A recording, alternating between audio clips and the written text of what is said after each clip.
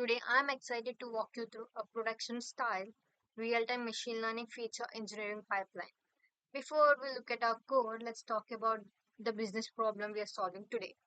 In modern applications like TikTok's content feed or Amazon's recommendation or credit card fraud detection, machine learning model needs to make the decisions in milliseconds. If a user starts browsing for sneakers, system need to recommend the sneakers immediately, not tomorrow.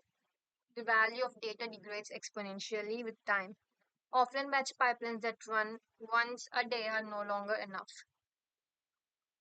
However, building real-time feature pipeline introduces three massive engineering challenges like training, serving, skew.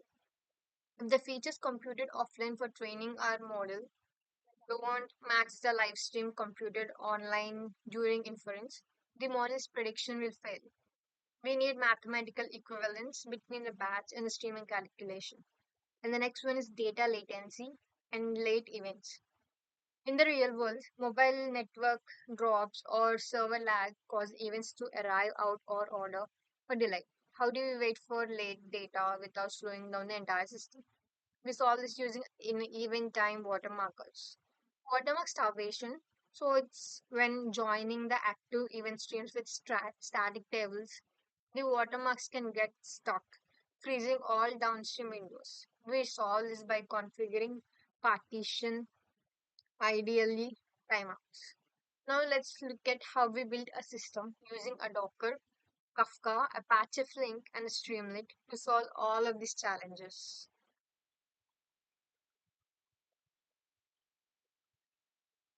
Our entire system is fully containerized using Docker Compose for reproducible deployment. The data flows like through five core layers. Now I'm going to explain them. First one is the data generator. So in the producer.python, this stimulates a user interaction. It runs in an accelerated event time, which is at around like 150 times faster than the real world time. So we can test hours of data in minutes. It can deliberately inject 5% late events delayed by like 35 to 90 seconds to our test, like our watermark tolerance.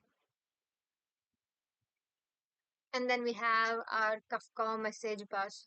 So it will initialize the three topics like user, events, content, metadata, and feature store.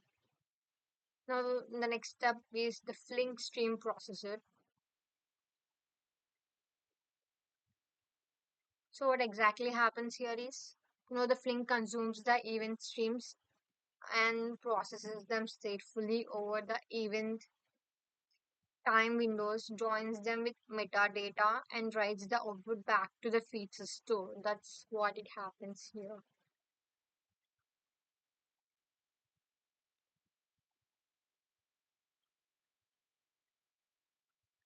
And the observability dashboard.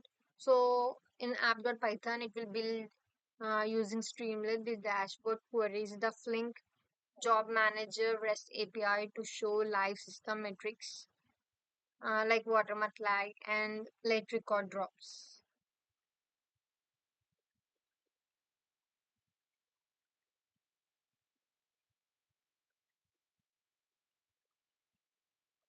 Let's look at the Flink SQL implementation.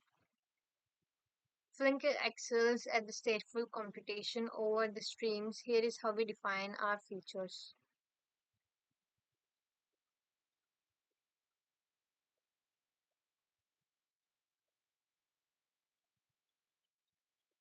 Overtime as to timestamp replace, the command that you can see right here is a watermark for row time as row time internal 30-second. We extract the event's nature, timestamp, and define a 30-second watermark delay. Flink will wait to 30 seconds to stimulate the time for the late events before closing a window.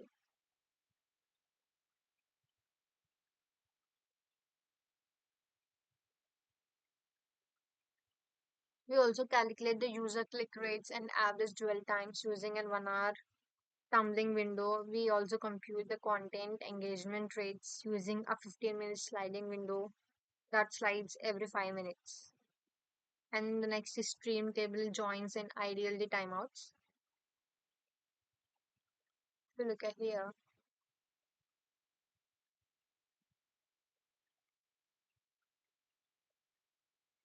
this line is used to compute category affinity. We join user events with content metadata because the metadata stream is static. We use Flink's ID timeout configuration of 5 seconds to prevent the watermark from freezing when a partition has no data.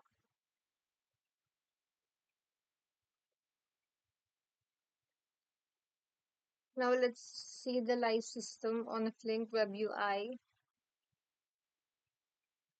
We can see our active job running. It's currently like executing the tasks, like 8 subtasks, and parallelly with like 0 failures. You can see here.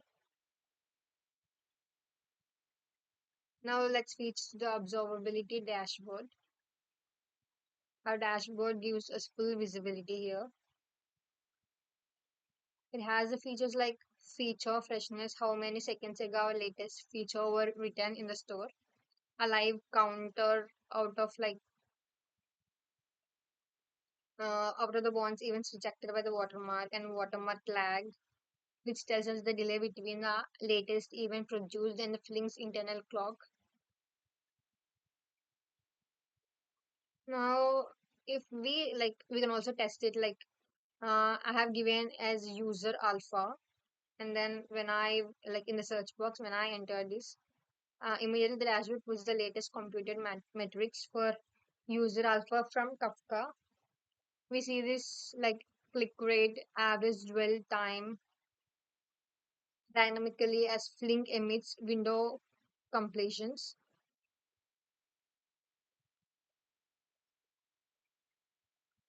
And the most important thing is that how do we guarantee a streaming pipeline matches our batch training data? We created a file.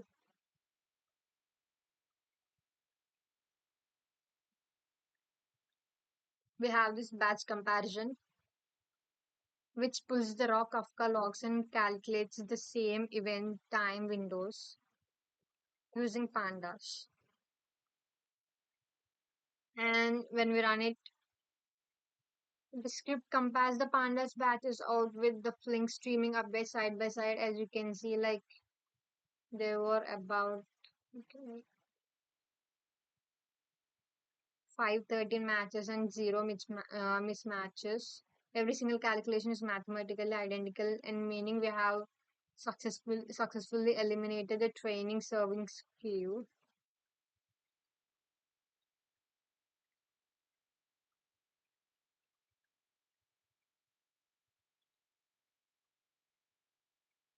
So this wraps up my demo. We have built a complete containerized production style feature engineering pipeline that handles late data, prevents frozen watermarks, and guarantees data consistency.